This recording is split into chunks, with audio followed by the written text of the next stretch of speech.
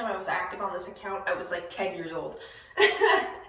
Anyway, hello, here I am. I've decided I'm just gonna randomly record myself whenever I get ready sometimes, and I'll just talk about like subculture related things like fashion, art, music, blah blah blah, bands that I like pertaining to what I am, getting dressed as that day.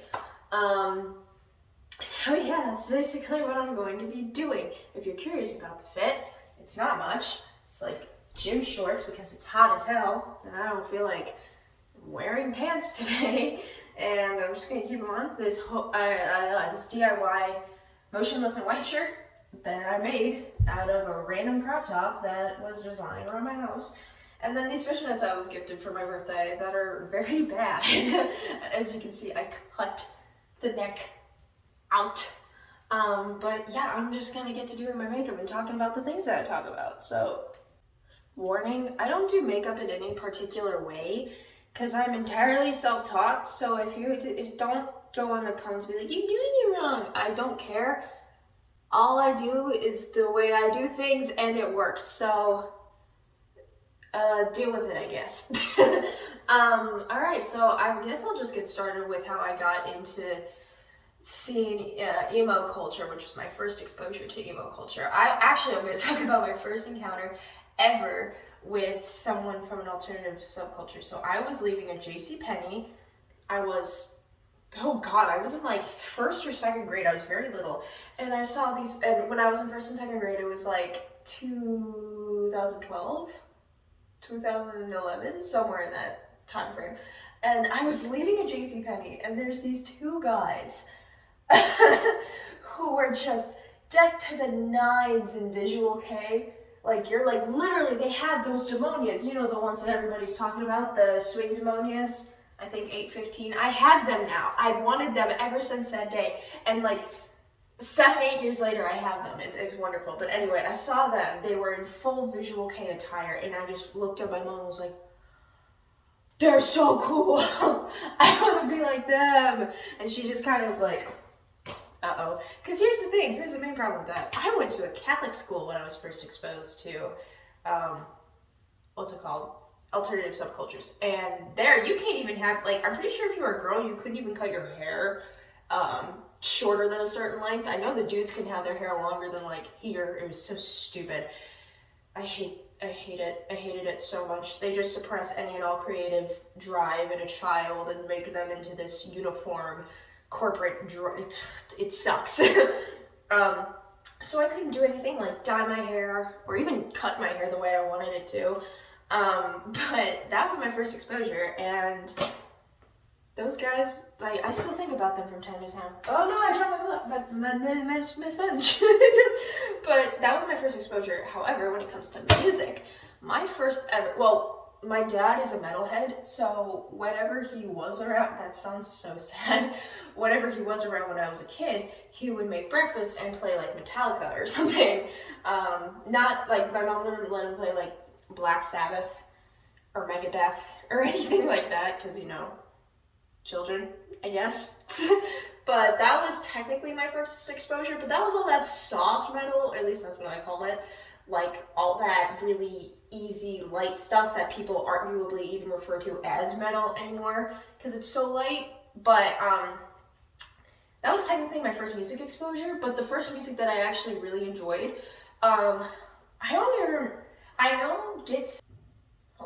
they were the first bands that I got, like, or not bands, but like, I didn't get into the bands, I got into the music, specifically, and I think I found them all through, like, Five Nights at Freddy's animation videos, like, stuff like that, like, all from fan content, because growing up, I was a huge fan of horror games, and, like, horror anime, so I would watch a lot of AMVs and stuff, and that's actually how I found a lot of my music, and I was like, oh, I also like dressing this way, so that they kind of go hand in hand.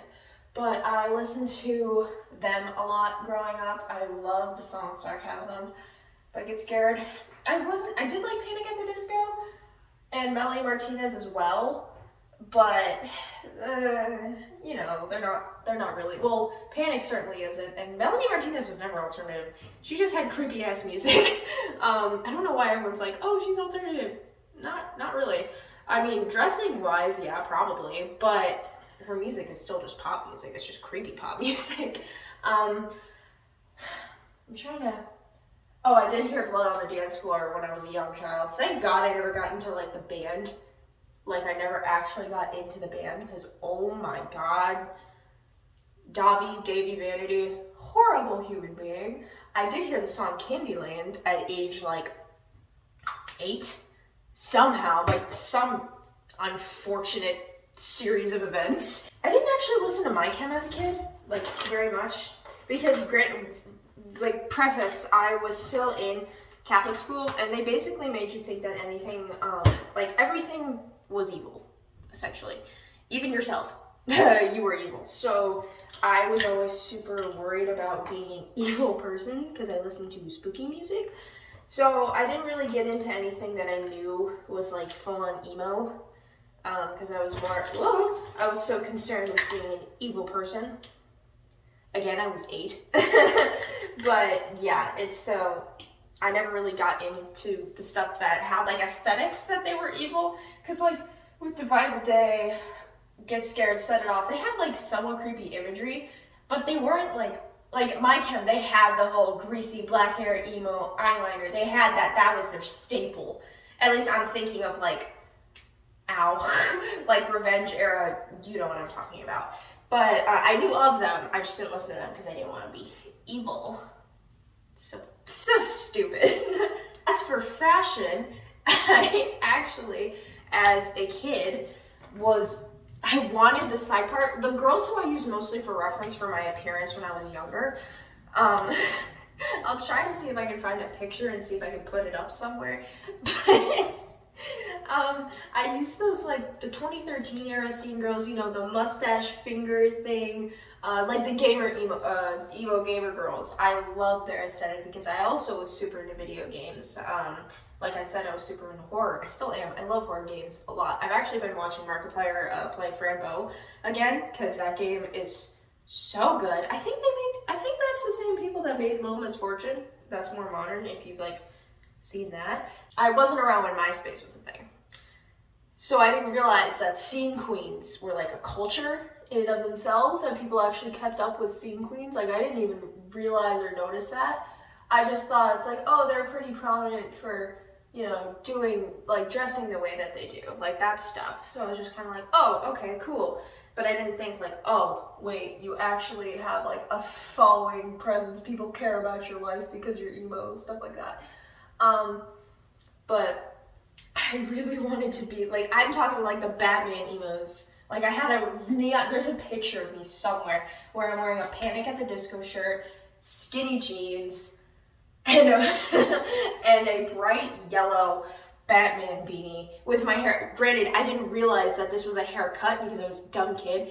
I just thought it was their hair parted really far to the side, so I just went with my hair, and I was like, good enough. And I took pictures like that, and I was like, I'm such a cool scene kid. Yeah, whatever. Shut up. Shut up. Pass me. You're so annoying. I'm actually going to talk about how I departed from the scene for a while. So it's actually kind of weird and somewhat emotional. When I was 13, I moved to where I am now. And I don't know what happened, but basically I've been seeing a therapist for like, I think actually 2 years at this point. Basically what happened is that my brain, like, you know how there's all those stupid Facebook memes of people being like, oh my God, I can't remember my childhood. Literally, in the span of a second, I forgot 90% of my childhood. Like, it just flew out the door. I still don't remember massive chunks of, but here's the thing, it's always a result of, like, trauma for the most part.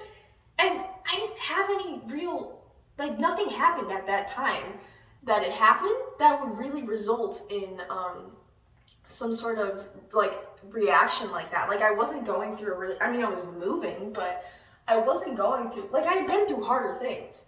So I was really confused as to why my brain just kind of stopped working. And I'm still confused. I still don't know why it happened. It's really weird and honestly just frustrating because I'm like, I kind of wish I could remember my childhood. But basically, along with forgetting my childhood, I completely forgot that I had been emo as a kid. Like I completely forgot. I had no recollection that I did that. And I'm not gonna go through my entire life the past 2 years, because oh boy, was it a nightmare. But basically, I was really involved with like personal relationships that were very toxic, and I took absolutely zero time trying to recover myself or try to fix my fricked up brain.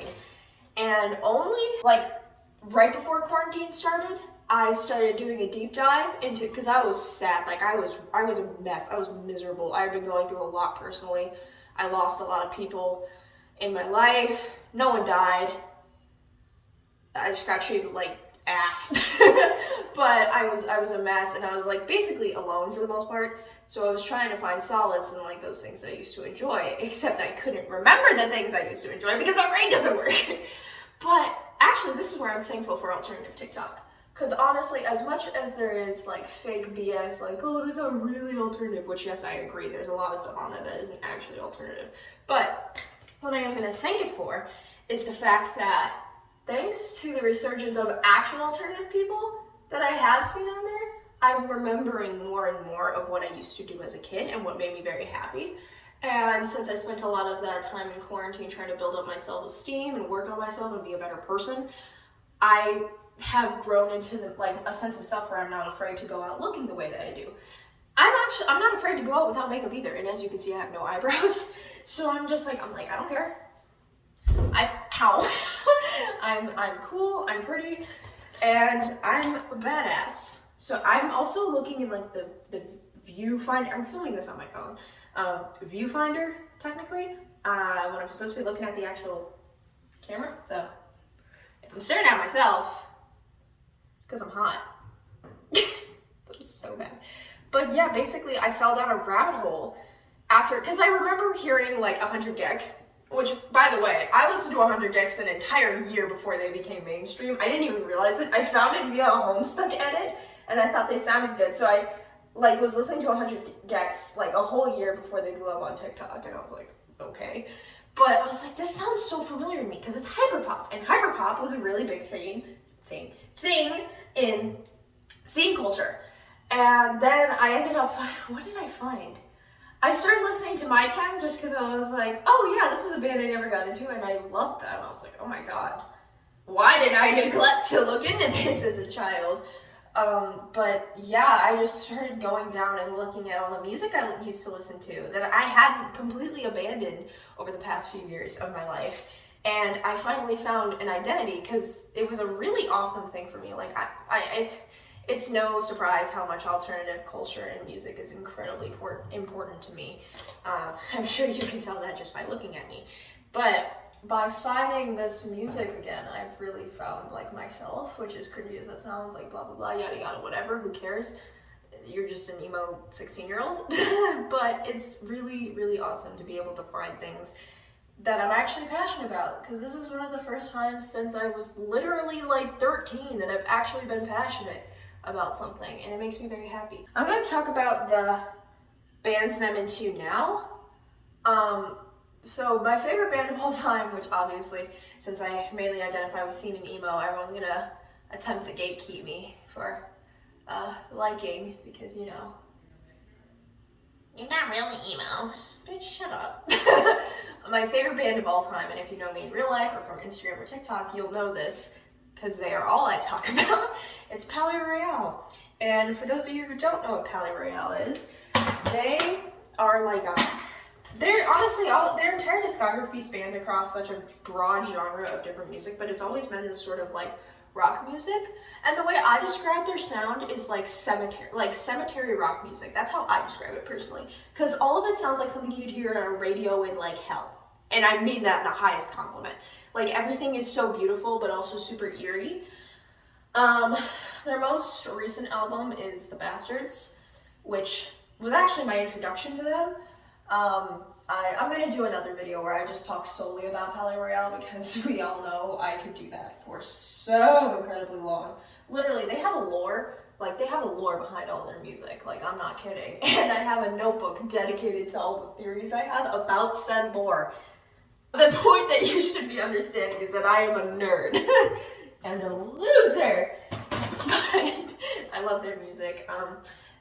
What I can say is that I'm trying to think of band, like if you like a certain band, you like them. I'm trying to think if there's any bands. I know a lot of people who like Water Parks, and My Chem are a pretty big fan of Calais. They are wonderful. I love them so much. I'm manifesting it. Hopefully everything will be done by July. Like hopefully quarantine will be lifted because I'm supposed to see them.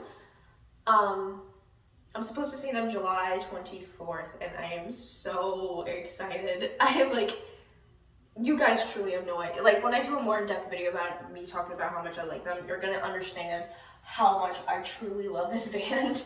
So I'm very excited to do more videos like that. But yes, my second favorite band of all time is Motionless in White. I absolutely, oh my God, it brings me back to my favorite time of my life when I was into all the eerie emo imagery and the metalcore stuff. I adore it. I love everything about it. I love the creepy vibes. I love Chris Motionless so much. I'm trying to think of what my favorite album from them is.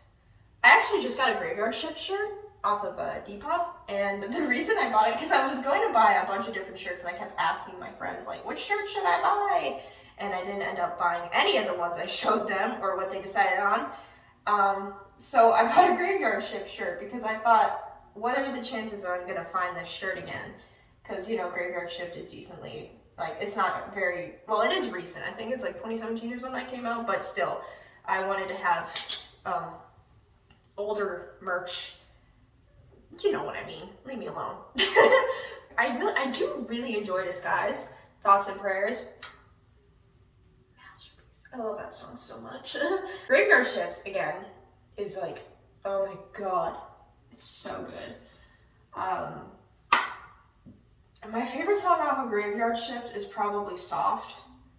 God, that song is so good. Except there is one thing. There is a sound, I don't know how well, like if anyone else really hears it, but when you listen to Soft, there is a sound bite and it sounds like meow, meow. It's so funny to me. I don't know why, but it totally just takes me out of, and I love this song. I love this song so much. It's so good. But like it completely sucks me out of the atmosphere of the actual song, and I'm just like, what the hell is that noise? I don't know what that was. I've been watching a lot of their interviews recently. That's the wrong brush. I'm an idiot. But like really old. Like I'm talking like Brian Starr's interviews. Like they're a pretty old band too. Like I didn't realize that until I look back. I'm like, oh dang, they've been at it for like a long time. And that's what another thing I love about them is their drive. Ow! Ah, I poked my eye. Sorry, what was I talking about? Oh, I hate when I do that. Okay.